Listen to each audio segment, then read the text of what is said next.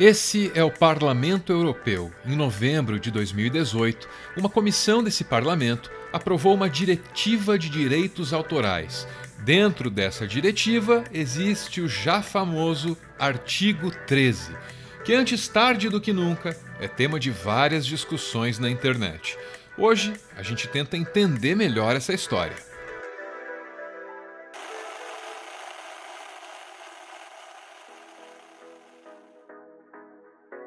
Em linhas gerais, o artigo exige que grandes empresas como Facebook, YouTube e tantas outras se responsabilizem por eventuais violações de direitos autorais em todos os conteúdos postados. A responsabilidade pelos direitos autorais de um conteúdo postado numa rede social passa a ser da rede e não do usuário. É como diz o texto do artigo 13. Os prestadores de serviços da sociedade da informação que armazenam e facultam ao público acesso a grandes quantidades de obras ou outro material protegido carregados pelos seus utilizadores devem, em cooperação com os titulares de direitos, adotar medidas que assegurem o funcionamento dos acordos celebrados com os titulares de direitos relativos à utilização das suas obras ou outro material protegido. Meu Deus, como textos jurídicos têm frases longas. Antes de mais nada, é preciso entender todo o trâmite que o artigo 13 ainda vai ter que encarar. Ele já foi aprovado pela Comissão de Assuntos Jurídicos do Parlamento Europeu. Foram 15 votos favoráveis e 10 contrários. Para entrar em vigor, esse artigo ainda precisa passar por 2 votações em plenário, uma em janeiro e outra em julho de 2020. A tese dos defensores dessa lei é de que, quando as grandes corporações como Google e Facebook se tornarem responsáveis pelas violações de direitos autorais, o mercado será mais justo e sustentável para criadores de conteúdo, imprensa e afins. Quem critica a lei entende que, se o Facebook e o Google tiverem que se responsabilizar pelas violações, então eles vão ficar muito mais cuidadosos na hora de decidir que conteúdo pode e que conteúdo não pode ser postado. Esse cuidado exigiria uma avaliação prévia de tudo que aparece nas redes. Como o volume de conteúdo é muito grande, então as redes iriam preferir o conteúdo de meia dúzia de grandes corporações, deixando de lado produtores independentes. Em Portugal, Yuant alertou para os riscos da lei. Imaginem que vocês usam uma imagem, por exemplo, do Shrek e apoiem no Twitter. Vocês podem ser processados por isso. Por causa dos direitos de autor. Agora, o que me faz confusão é como é que esta lei só vai ser aprovada no digital e não é aprovada em todo o lado. Porquê só no digital? Porquê só na internet? Na minha opinião, isto é um boicote. De quê? Dos mídias tradicionais, das labels de música tipo Sonys e Universals, porque supostamente não estão a receber dinheiro suficiente. As labels de música acham que não estão a ganhar dinheiro suficiente do YouTube e então já estão a tentar há imenso tempo que esta lei ande para a frente para finalmente poderem fazer realmente o dinheirinho que merecem, porque já não são multimilionários, não têm bilhões e bilhões de euros ou de dólares ou o que seja. Esse vídeo do Yuant repercutiu tanto na Europa que mereceu uma resposta do Parlamento Europeu. O comunicado se limita a negar os efeitos mais drásticos do artigo 13. Venho dizer-vos que não há razões para se preocuparem, e sabem por quê? Porque não, o vosso canal do YouTube não vai desaparecer. Não, a internet como a conhecemos não vai desaparecer. Não, os memes não vão desaparecer. Obviamente, uma legislação aprovada pelo Parlamento Europeu só tem validade dentro dos territórios dos seus países membros. Mas o artigo 13 pode gerar efeitos colaterais que chegariam imediatamente até o Brasil. E agora eu vou chegar na parte que vocês estão querendo saber. O que isso influencia no Brasil? Bom, primeiramente, boa parte da receita que o YouTube recebe vem da Europa, né? Porque, enfim, vários vídeos são postados lá. E eu e outros YouTubers recebem, né, do YouTube pelo AdSense. Então, esse AdSense pode cair bastante, porque o YouTube vai deixar de arrecadar uma boa grana vinda da Europa, com um fim, né, de uploads lá. Então isso vai atingir diretamente o produtor de conteúdo. Então isso já não é legal, entendeu? Para canais que vivem só de AdSense vai ser um desastre. Eu creio que isso vai derrubar legal o AdSense. Eu já conversei com pessoas do YouTube e eles falaram que isso é uma realidade.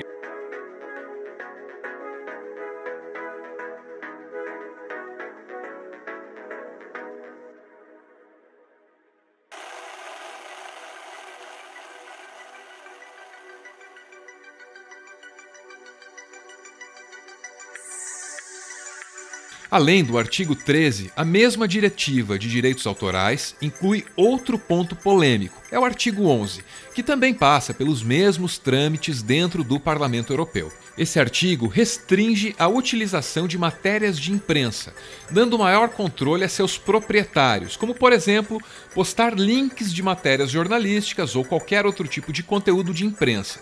Mais uma vez, a gente vai ter que recorrer ao Schwarza para explicar para a gente o que é que isso significa. Voltando ao artigo 11.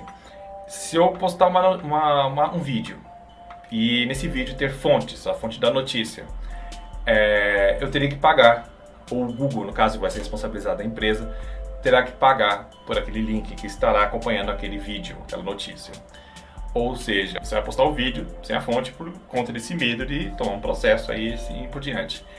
Isso é complicado, porque eu acho assim, para quem faz divulgação científica ou quem luta contra fake news, ter as fontes na descrição é uma coisa muito importante. A gente incluiu o Schwarza nesse vídeo, seguindo as diretrizes daquilo que se convencionou chamar de fair use, ou então de utilização razoável.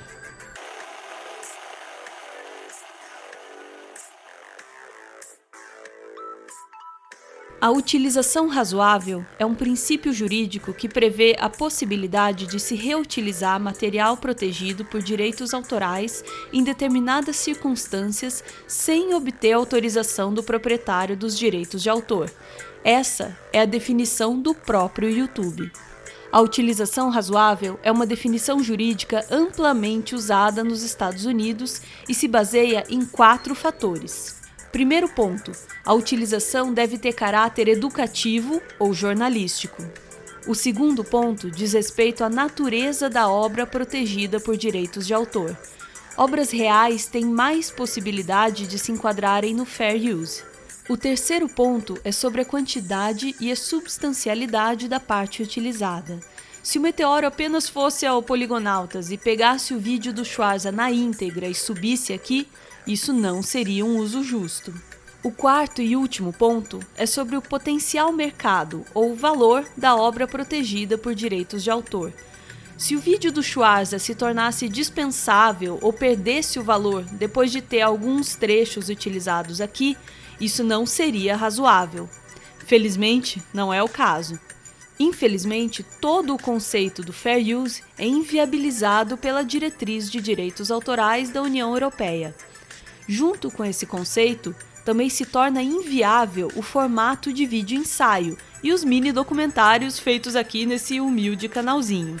Parece um problema só da Europa, mas o Leon e a Nilce podem mostrar que não. E também a gente tem um efeito em escala aí que alguns outros governos podem olhar o que a União Europeia tá fazendo e falar: eu acho que eu vou fazer isso também, porque isso acontece. E tem um outro porém aí que pode acontecer também. Entra uma preocupação direta com o Brasil, que o Mercosul tá em negociação com acordos comerciais com a Europa, e normalmente pode acontecer em acordos comerciais que é o seguinte: você tem um grupo de legislação que você acha que é vital para esse acordo e você quer que o outro país adote alguma coisa em linha. Leon, Nilce, a gente gosta muito de vocês e espera também estar fazendo um uso razoável do seu material.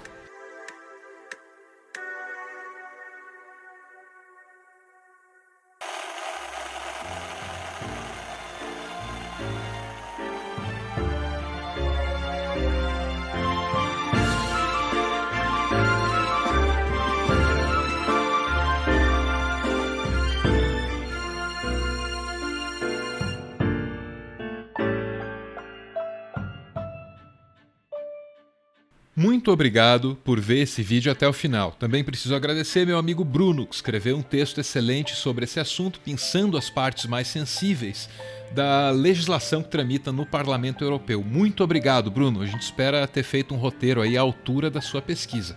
Sem você, eu jamais saberia lidar com as longas e complicadas frases que compõem o artigo 13. O Meteoro é mantido graças a uma campanha de financiamento coletivo. Quem participa ouve o nosso podcast e aparece aqui no finalzinho para receber o nosso agradecimento.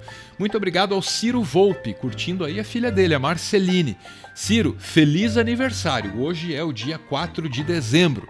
Desculpa por não ter respondido o e-mail antes. Muito obrigado por tudo, em especial por aquela conversa lá na USP. Você é um cara maravilhoso e eu concordo, hein? É a preparação para a subida. Tamo junto em tudo e também na missão de mandar aqui um abraço pro Chuco, que tem o privilégio de ser o padrinho da Marceline. Valeu, beijo!